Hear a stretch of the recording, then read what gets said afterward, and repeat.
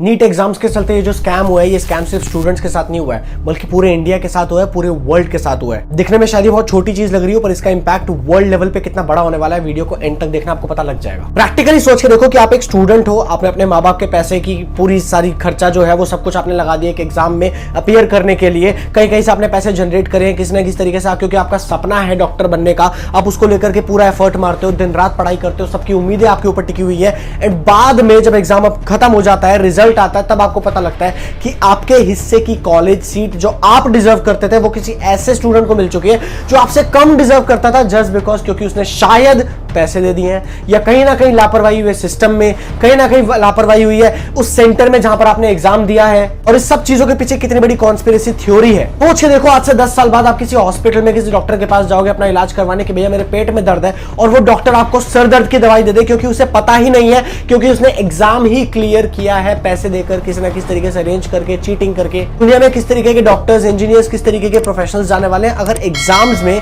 खासकर इतने important exam में जिसकी क्रेडिबिलिटी अभी तक इतनी हाई है, नीट जैसे एग्जाम के अंदर इतनी बड़ी गड़बड़ सामने आए। तो ये गड़बड़ है, इसके 1 2 3 नहीं बल्कि बहुत सारे प्रूफ है। ऐसे नहीं इंटरनेट में हर जगह डंका बज रहा है इस चीज का। एक एक करके बहुत सारी चीजें आपको बताने वाला हूं। सबसे पहली चीज तो ये समझ में नहीं आ रही कि ऑल इंडिया रैंक आज से पहले 2019, 2020, 21, 22 कितने साल रहे हैं, ऑल इंडिया रैंक 1 पे खड़े होने वाले जो टॉपर्स थे वो मैक्सिमम 3 होते थे।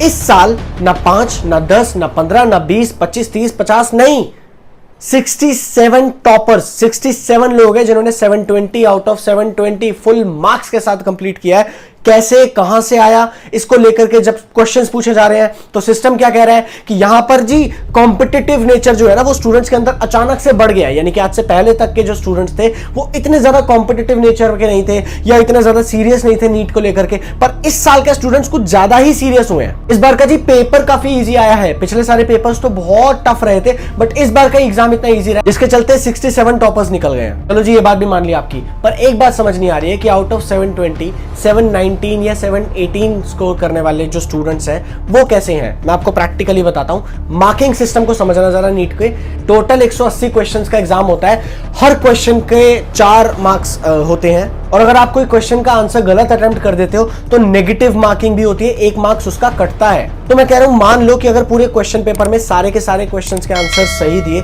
सिर्फ एक क्वेश्चन का आंसर गलत दिया, क्योंकि ऑब्वियसली तभी उसके कम मार्क्स आए ना, 718 या 719 स्कोर किए। तो अगर एक क्वेश्चन का आंसर उसने गलत दिया है, 4 मार्क्स वहां कम हुए और 1 मार्क कम हुआ नेगेटिव, 715 मार्क्स आने चाहिए। और अगर मान लो एक क्वेश्चन का आंसर छोड़ दिया गया है तो 716 मार्क्स आने चाहिए, बट 718 और 719 मार्क्स कहां से आ गए? इसकी सफाई सिस्टम ने यह बोलकर कही है कि जी बहुत ज्यादा लॉस ऑफ टाइम हो गया था, जिसके चलते बहुत सारे स्टूडेंट्स का टाइम वेस्ट हो गया था, तो ग्रेस मार्क्स मिल गए। आप समझ रहे हो नीट एग्जाम में ग्रेस मार्क्स का मतलब क्या होता है?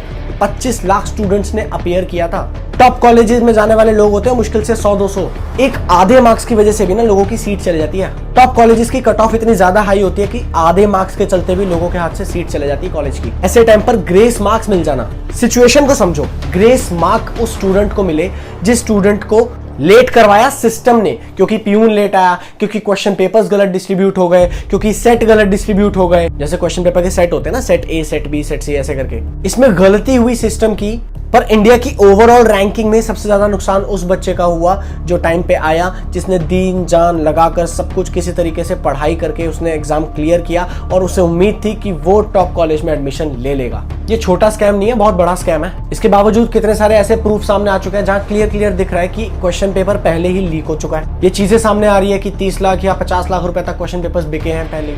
2023 में 640 मार्क्स स्कोर करने वाले की रैंक होती थी 10,000, और वही 640 मार्क्स अगर आपने 2024 में स्कोर किया है तो आपकी रैंक है 40,000। इनफैक्ट ये 62 से 69 सीरियल नंबर वाले जो स्टूडेंट्स हैं, अगर आप इनका एनरोलमेंट नंबर ध्यान से देखो तो आपको नोटिस होगा कि ये सारे के सारे एक ही सेंटर से हैं, इनका बैच शायद सेम है, इनका क्लासरूम शायद सेम रहा है। अब ना ही मैं ये ब्लेम कर रहा हूं कि इसमें स्टूडेंट्स की कोई गलती, और ना ही मैं ये कह रहा हूं कि चीटिंग हुई है, बट मैं ये कहना चाह रहा हूं कि कुछ तो फिशी है ना। अगर टोटल 67 टॉपर्स में से 7 टॉपर्स एक ही क्लास और एक ही सेंटर से हैं, इसे देख के कोई भी बेवकूफ इंसान कह सकता है क्लियरली कि यहाँ पर किसी तरीके से इसको छुपाने की कोशिश की गई है। इसलिए अचानक से बिना डेट अनाउंसमेंट के 4 तारीख को जो इलेक्शन रिजल्ट डे था उसी टाइम पर नीट का रिजल्ट आ गया। ये कोइंसिडेंस है, इसे डाइजेस्ट करना मेरे लिए तो पर्सनली थोड़ा मुश्किल है।